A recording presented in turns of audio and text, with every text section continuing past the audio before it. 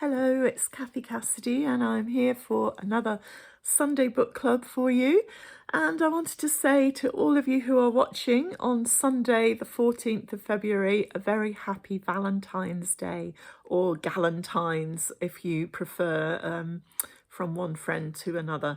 This week I got a really lovely homemade Galentine's card. I'll show you. So lovely and so clever, from my friend Kiki. Kiki's Scandinavian and told me that in Finland, Valentine's Day is all about celebrating friendship, which I think is so, so cool. So why don't you do something lovely for your family today, even if it's as simple as cutting a slice of toast into a heart shape or messaging someone who's really important to you.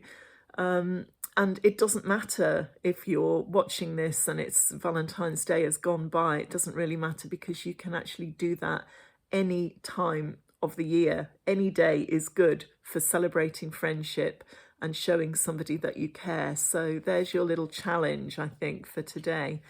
I hope you enjoyed chapter 12 of Sunday Girl in the chapters I was reading in the week running up to this, because that was all about Jude's Valentine's Day.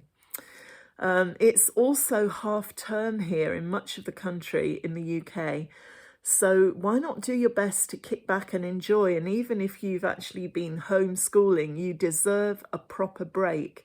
So parent or child or teacher, you have done amazingly well to get this far. You're not just learning right now, you're surviving a pandemic. So please give yourself some credit for that and take some time, some downtime to really enjoy and do some fun stuff.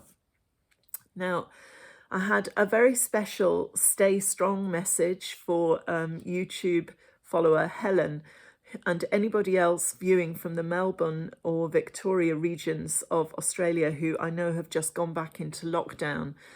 So solidarity to you guys from your lockdown brothers and sisters in the UK. And a big invisible hug to anybody who is struggling with our own lockdown. It is really tough, and I think we are all feeling it. And, you know, maybe the colder the weather gets, the harder it seems to be to get through the lockdown. This week's happy thing for me was sowing some veg and flower seeds last weekend. And just in the last day or two, seeing the seedlings starting to come up. So I've got snapdragon seedlings and leek and cauliflower seedlings, which I will be looking after in the weeks to come and eventually planting out into the garden, which that really did cheer me up and make me happy. And another really cool thing for me, I know that probably those of you who watch Sunday Book Club regularly will know that I'm a fan of old books, and I collect old children's books and old children's everything, really. And one of the reasons I love collecting old books is when I was growing up, all of my books came from local libraries. I never actually owned the books that I loved so much. So it became a little bit of a challenge to me to try to find those books that I had loved so much, and if possible in the original cover design that I remembered from reading them in the library. And there is one particular book that I really did love as a child, What Katy Did by Susan M. Coolidge. And I've looked for that for ages. I've looked in every secondhand bookshop I've ever been in. I've looked online in secondhand bookshops there. Never ever found the copy that I wanted because it had a very specific cover.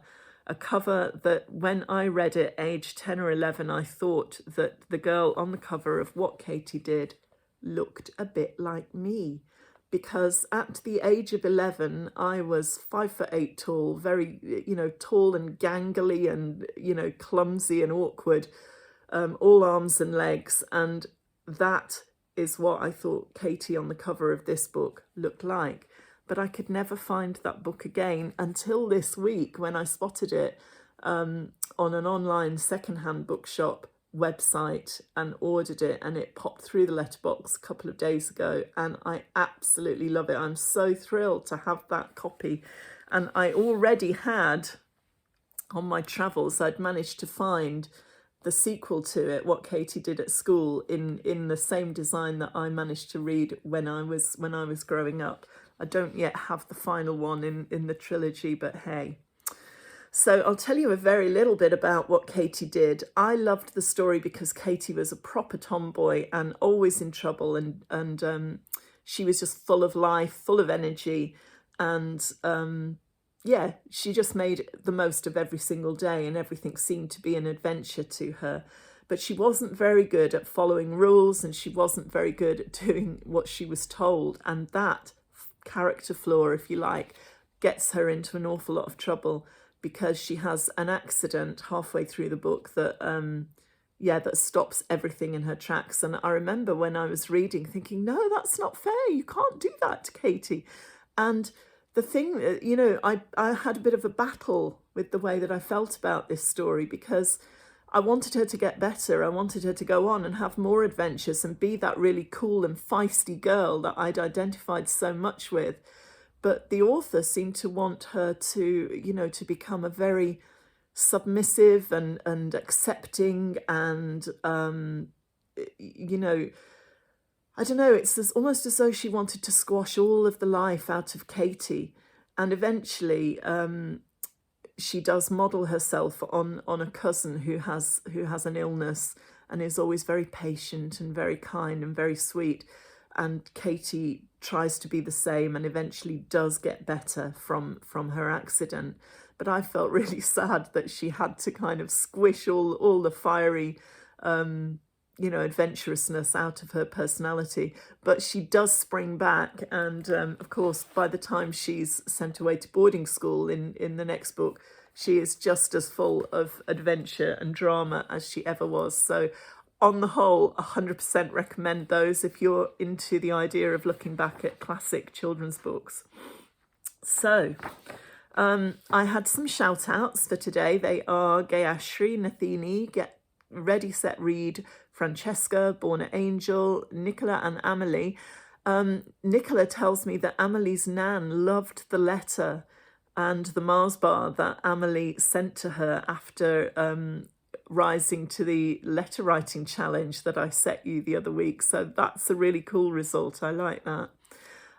Also to Alekia Zara, who says that she really loves Sunday Book Club and is a new subscriber. To Eliza, Eliane, Michelle, Zoe, and the whole little army of folk who share the link and spread the word for my chapter readings and for Sunday Book Club. You really help me to keep going with this, because it wouldn't work without a little bit of social media sharing. If you know somebody who might like the story, if you've got a friend or even someone who you think doesn't really know about my stories, but you think they might like this, whatever age they might be, please do tell them or send them the link in a message or think about buying them a book, because that would really, really help. So thank you anyway, all of you who support this little YouTube channel.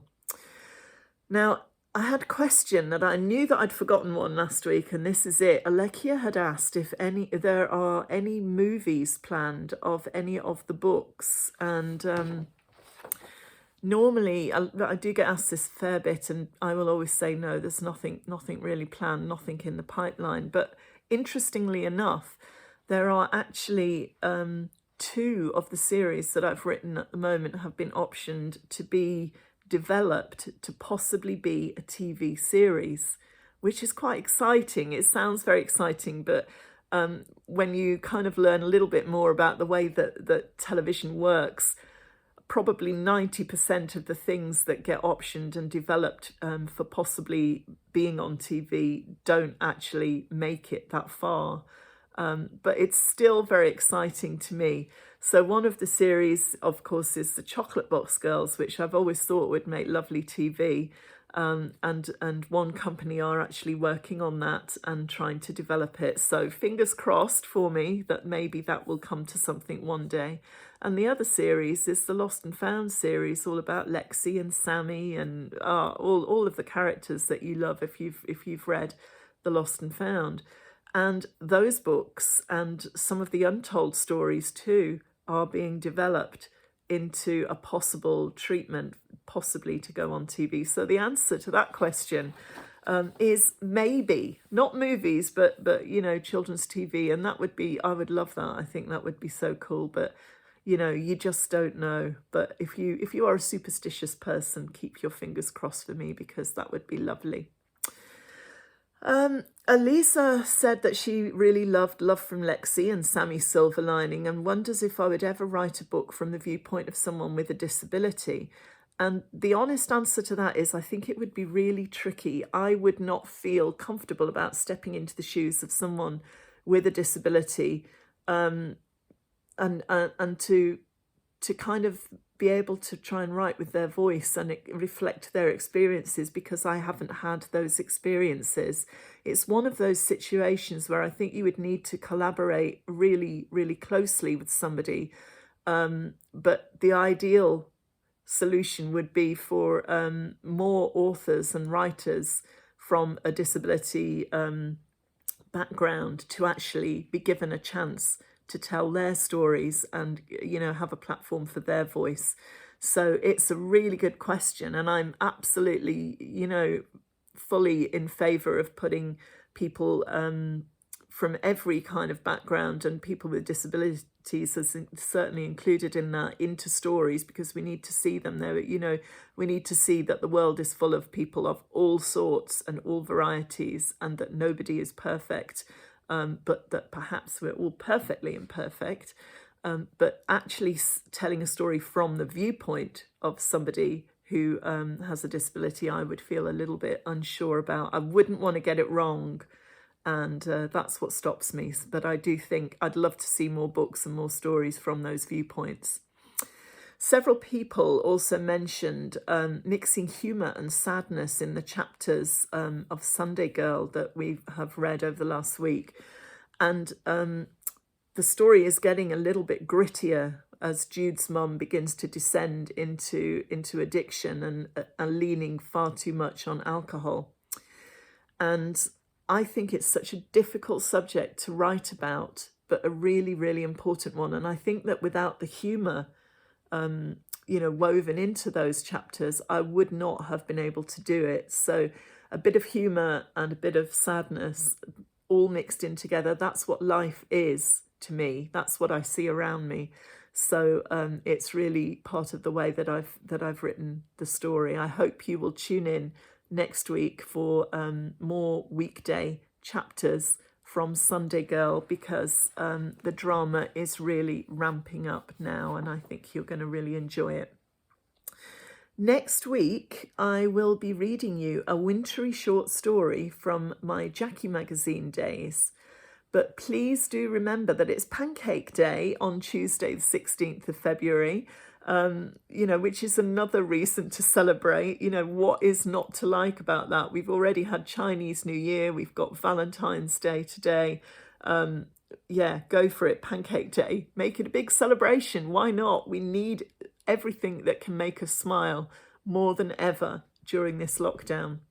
And normally at this time of year, because Pancake Day kind of heralds the start of Lent, and people can be talking about, oh, maybe I'll give up chocolate for Lent, or maybe I'll give up, you know, whatever it is that they would rather not do, and might find a challenge. So, you know, often it's about being very good. Oh, I'm going to give up drinking or smoking or eating chocolate or eating sweets or swearing or whatever it is.